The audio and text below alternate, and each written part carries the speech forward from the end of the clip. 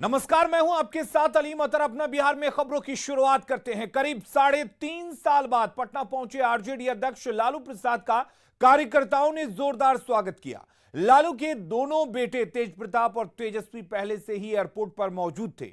हरे रंग की टोपी और गले में हरे गमछे के साथ जब लालू बाहर निकले तो उन पर फूलों की बारिश की गई।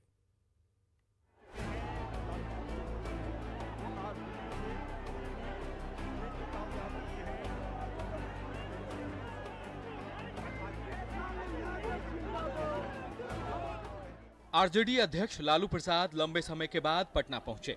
उपचुनाव के पहले लालू के पटना पहुंचने पर कार्यकर्ताओं का जोश हाई दिखा। पटना एयरपोर्ट से लेकर राबड़ी आवास तक कार्यकर्ताओं की भीड़ लगी रही। करीब 3.5 साल के बाद लालू की एक झलक देखने के लिए पार्टी कार्यकर्ता बेचैन थे। तेजस्वी और तेज प्रताप के साथ लालू प्रसाद एयरपोर्ट से बाहर निकले और राबड़ी आवास के लिए रवाना हो गए। प्रसाद यादव जो है वो लगभग 3 साल के बाद पटना पहुंच चुके हैं। लालू प्रसाद यादव जो है वो आज दिल्ली से अपनी पत्नी राबड़ी देवी और मीसा भारती के साथ चले थे और अभी जो है देख सकते हैं लालू प्रसाद यादव पटना एयरपोर्ट पहुंचे हैं और गुलाब का माला पहना करके उनका अभिवादन किया गया, स्वागत किया गया। साथ में तेज प्रताप यादव भी हैं, जगदानंद सिंह है, तेजस्वी हैं, सभी हैं यहाँ पे मौजूद हैं। और ये लालू प्रसाद यादव जो है वो आरजेडी का गमछा और हरी टोपी जो है वो पहन करके वो पटना एयरपोर्ट पे पहुंचे हैं और पहुंच करके ये कार्यकर्ता काफी देर से लालू के पटना पहुंचने का इंतजार कर रहे थे। लालू के स्वागत में पोस्टर और बैनर लहरा रहे थे और नारेबाजी हो रही थी। 10 सर्कुलर रोड जो उनका आवास है उसके बाहर की हम तस्वीर दिखा रहे हैं कि किस तरीके से जो उनके समर्थक हैं वो बड़ी संख्या में यहाँ पर काफ़ी देर से मौजूद हैं और लगातार लालू प्रसाद यादव जिंदाबाद के नारे भी लगा रहे हैं। यहाँ पर लोग जिद है, जज्बात है और जुनून है। जिद है, जज्बात है, जुनून है लालू प्रसाद यादव की वजह से। इसलिए आप जानते हैं मैं कोरोना में भी मिला था आपसे।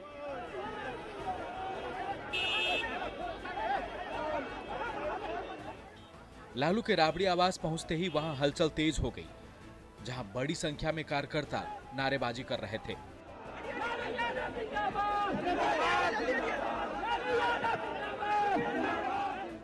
इंतजार हो रहा था, लालू प्रसाद यादव पर फूल बरसा रहे हैं। देखिए आप, फूलों की बारिश हो रही है। लगातार हाथ उठाकर जयकारे लगा रहे हैं लोग और पताखा लहरा रहा है। जो आरजेडी का पताखा है, झंडा है, देख सकते हैं वो लहरा रहा है।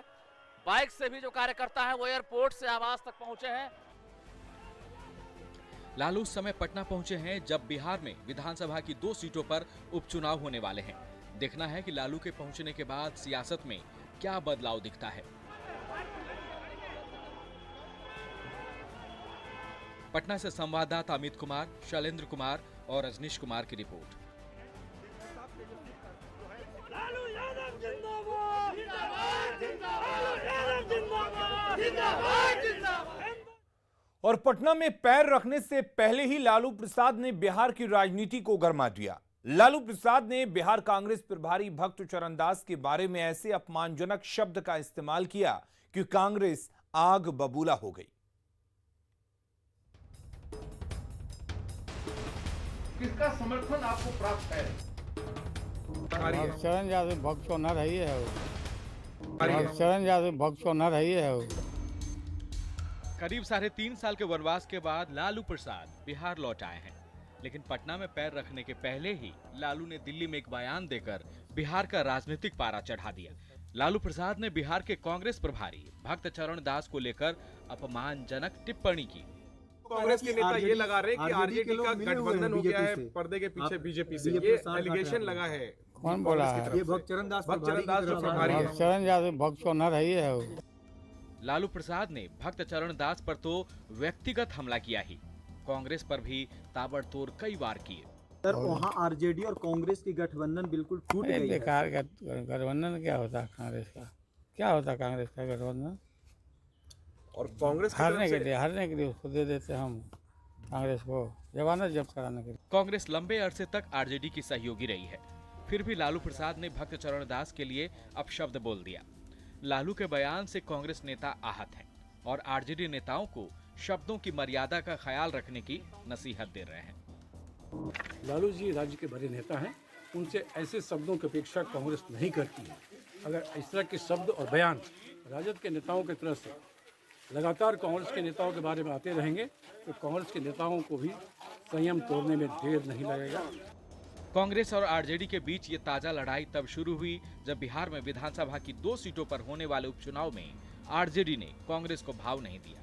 आरजेडी ने तारापुर और कुशेश्वर स्थान दोनों जगहों पर अपने प्रत्याशी उतार दिए, जिसके बाद कांग्रेस ने भी दोनों सीटों पर उम्मीदवारों की घोषणा कर दी। यही नहीं, कांग्रेस प्रभारी भक्त चरण दास ने यहां तक कह दिया कि अब कांग्रेस आरजेडी का कोई गठबंधन नहीं है और कांग्रेस लोकसभा चुनाव भी अकेले लड़ेगी। कांग्रेस 40 सीट पे पार्लियामेंट लड़ने की तैयारी इस चुनाव से शुरू कर रहा है, जिससे लालू प्रसाद यादव नाराज हो गए और भक्त चरण दास के खिलाफ अपनी खीज उतार दी।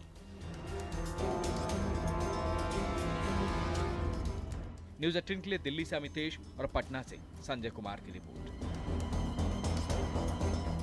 बिहार कांग्रेस के प्रभारी भक्त चरण दास पर लालू यादव की टिप्पणी पर बिहार कांग्रेस के पूर्व अध्यक्ष अनिल शर्मा ने पलटवार किया है। अनिल शर्मा ने कहा कि लालू यादव की ऐसी टिप्पणी से उपचुनाव में आरजेडी दोनों सीट हारेगा। और इस बार जो इन्होंने टिप्पणी किया है, उस टिप्पणी के बाद न सिर्फ राष्ट्रीय जनता दल ये दोनों सीटों पर चुनाव हारेगा, बल्कि जो उनका सपना है अपने जीवन काल में अपने पुत्र तेजस्वी यादव जी को मुख्यमंत्री बनाने का, वह सपना उनके जीवन काल में तो नहीं, बाद में ही पूरा नहीं होने वाला, अगर उनकी कार्यशैली, सोच और ये इस तरह की जो मानसिकता नहीं बदलती है। कुशेश्वर स्थान उपचुनाव पर एनडीए ने पूरी ताकत झोंक दी है। चुनाव प्रचार के लिए एनडीए के कई मंत्री, सांसद कुशेश्वर स्थान पहुंचे। केंद्रीय मंत्री पशुपति नाथ पारस, बिहार के उप मुख्यमंत्री तारकिशोर प्रसाद, मंत्री मुकेश सैनी और पूर्व मुख्यमंत्री जीतन राम मांझी ने कुशेश्वर स्थान में एनडीए उम्मीदवार के लिए वोट मांगा।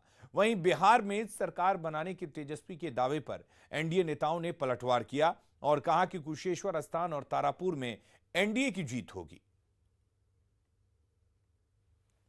देखिए, सदा गलत काम वो लोग करते रहे हैं, गलत काम में ही विश्वास है, लेकिन बिहार की जनता इतना सचेत हो गई है कि उनको खेला को लोग समझ रहे हैं और उस खेला में नहीं पड़ेंगे। नीतीश कुमार के विकास का काम और नीतीश जी के साथ एकदम चट्टान के तरह यह सरकार 5 वर्ष तक पूरी अच्छी तरह से चलेगी और जो विकास के कार्य पर माननीय प्रधानमंत्री जी के मार्गदर्शन में और माननीय मुख्यमंत्री जी के मार्गदर्शन में जो काम कर रहे हैं, वो पूरे कार्यकाल तक भारत को और बिहार को एक बेहतर भारत और बेहतर बिहार को ले जाएंगे। जीत का दावा करें, उसके बाद सरकार बना। 2 सीटों के उपचुनाव के लिए प्रचार तेज हो गया है। डिप्टी सीएम तारकिशोर प्रसाद, पूर्व मुख्यमंत्री जीतन राम मांझी और मंत्री मुकेश सैनी तारापुर में एनडीए उम्मीदवार के लिए प्रचार करने पहुंचे। जीतन राम मांझी ने कहा कि नीतीश कुमार ने विकास किया और दलितों, महादलितों को सम्मान दिया। वहीं तेजस्वी पर तंज कसते हुए मुकेश सैनी ने कहा कि जो परिवार नहीं चला पा रहा है वो राज्य क्या चलाएगा।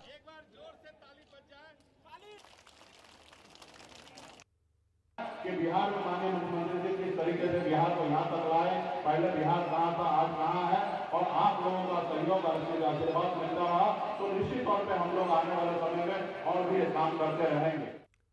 केंद्रीय खाद्य एवं प्रसंस्करण मंत्री पशुपति कुमार पारस ने भी दोनों सीटों पर जीत का दावा किया। चुनाव प्रचार के बाद पटना लौटने पर उन्होंने कहा कि देश में नरेंद्र मोदी और बिहार में नीतीश कुमार का कोई विकल्प नहीं है।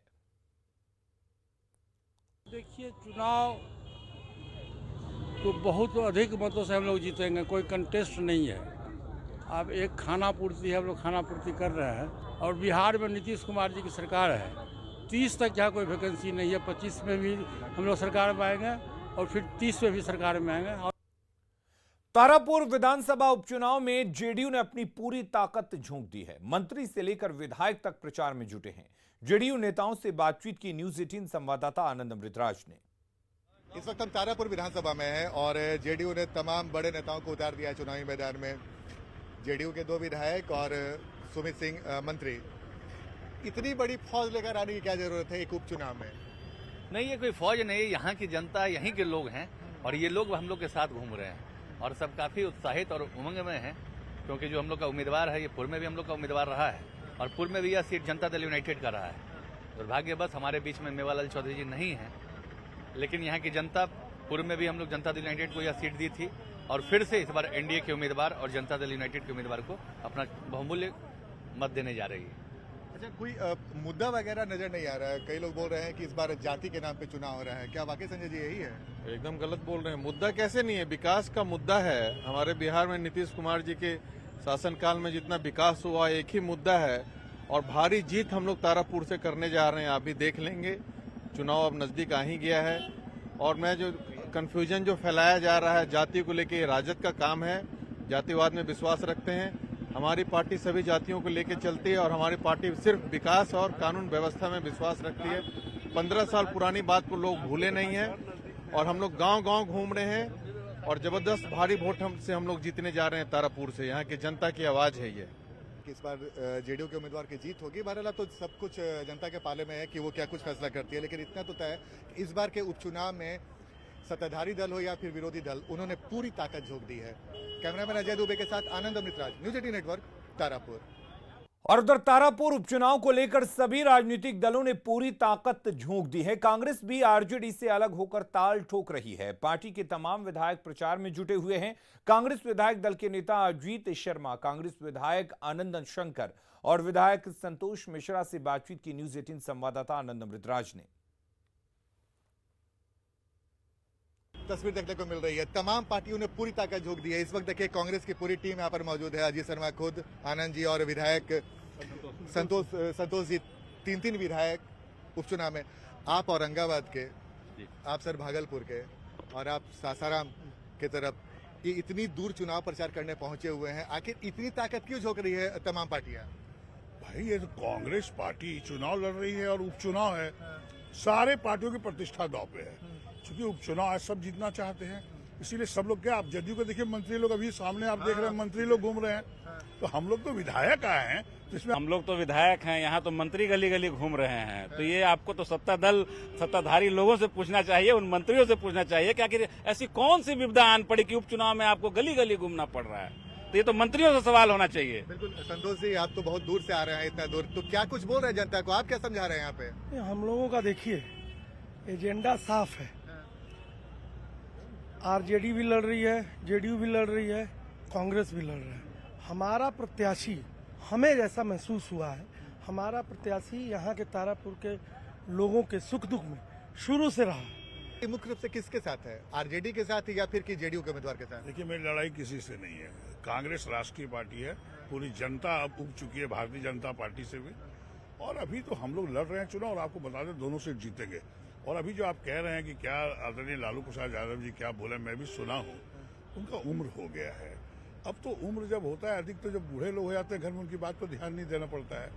अब तो ये क्या बोले हैं, ऐसा बात वो बोले हैं तो उनसे पूछिए बेहतर। लेकिन हमको लगता है उम्र की तकाजा है कि ऐसा वो बोल रहे हैं। लेकिन आपने सवाल तो कांग्रेस के तीन विधायक एक साथ हमें मिल गया और ऐसी तस्वीर हमको तारापुर में कई जगह देखने को मिल रही है। हमने आपको एनडीए के नेताओं के साथ बातचीत दिखाया और अब हमारे साथ महागठबंधन हम नहीं, कांग्रेस के विधायक हमारे साथ मौजूद हैं। बहरहाल अब तो जनता को तय करना है। कैमरामैन अजय दुबे के साथ आनंद अमृतराज, न्यूज 18 नेटवर्क, तारापुर। मुख्यमंत्री नीतीश कुमार कल दरभंगा के कुशेश्वर स्थान में चुनाव प्रचार करेंगे। सीएम 2 जगहों पर सभा को संबोधित करेंगे।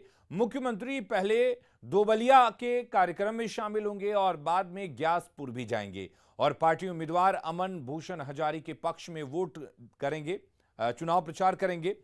सीएम की सभी की तैयारियां पूरी कर ली गई हैं। सीएम कल दोपहर तक 1 बजे पहुंचेंगे। सीएम का 2 प्रोग्राम है, एक है धबोलिया में कुशेश्वर स्थान पूर्वी में और दूसरा प्रोग्राम है कुशेश्वर स्थान पश्चिमी के ग्यासपुर कुशेश्वर मसान कोण में। दोनों के लिए जनता तैयार है, जनता उनको पलक बैठाए इंतजार कर रही है कि कब हमारे नेता आवेंगे और मैं उनका स्वागत करूँ।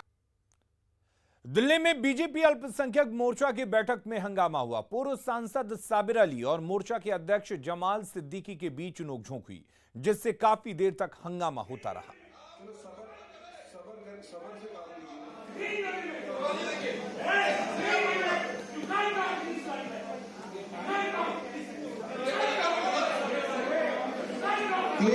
Please sit down. This is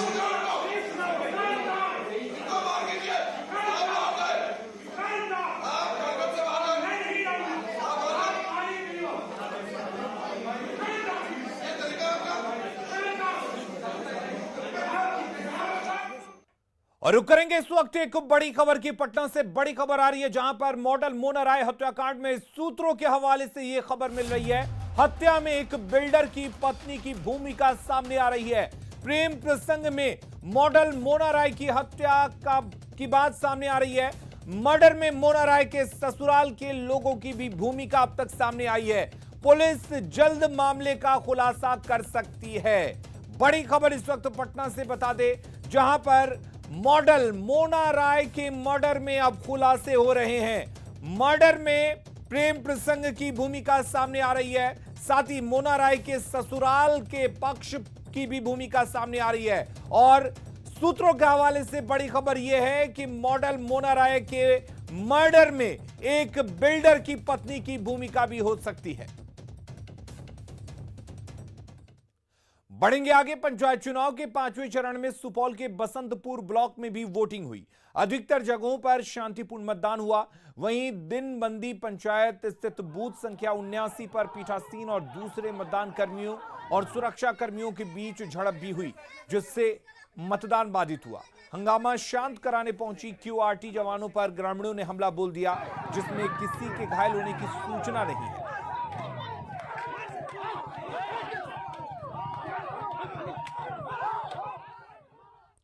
Munger के हवेली खड़गपुर प्रखंड में पंचायत चुनाव के दौरान मुखिया पद के 2 उम्मीदवार आपस में भिड़ गए। मामला नाकी पंचायत का है, जहां बूथ नंबर 25 और 26 पर मुखिया पद के 2 प्रत्याशियों के बीच मारपीट हो गई। मामला सुलझाने पहुंची पुलिस के साथ भी हाथापाई की गई। वहीं मारपीट का वीडियो भी सोशल मीडिया पर वायरल हो गया।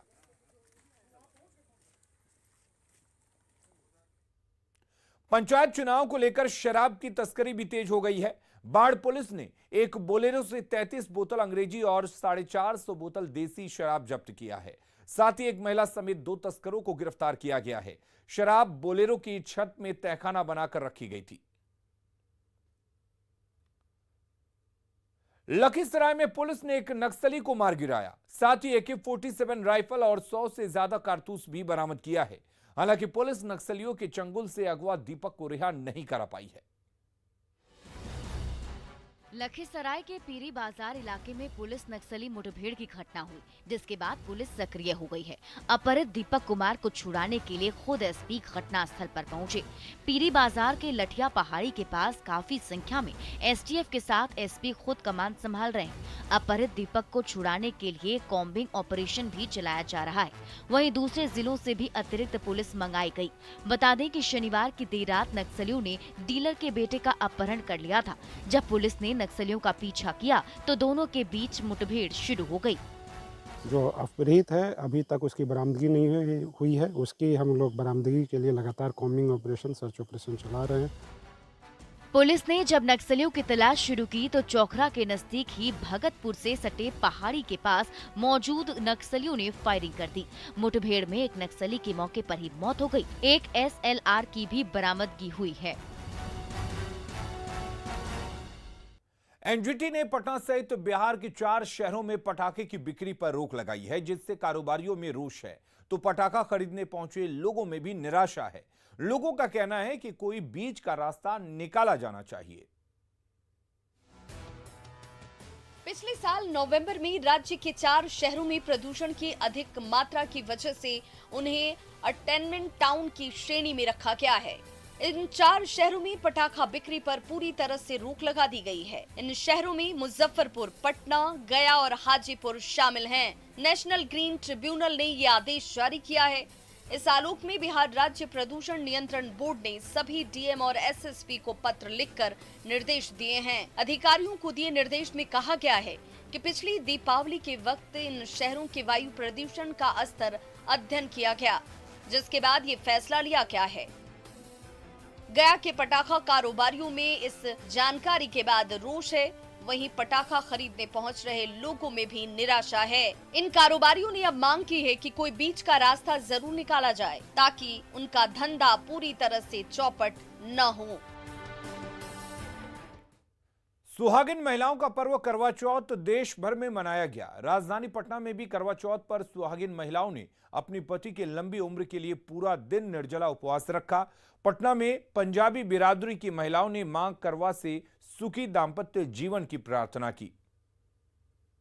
पूरी एक्साइटमेंट है और दिल से प्रार्थना करती हूँ अपने पति की लंबी उम्र के लिए, उनके अच्छे हेल्थ के लिए, सब कुछ के लिए। और बस हम लोग हर साल बेसब्री से इस दिन का इंतजार करते हैं। इस दिन हम लोग सुबह सुबह हमारी मदर हमारे लिए सैलरी बनाती हैं। और अपना बिहार के इस बुलेटिन में फिलहाल के लिए इतना ही, लेकिन खबरें लगातार जारी रहेंगी। आप बने रहिए न्यूज़ 18 बिहार झारखंड के साथ।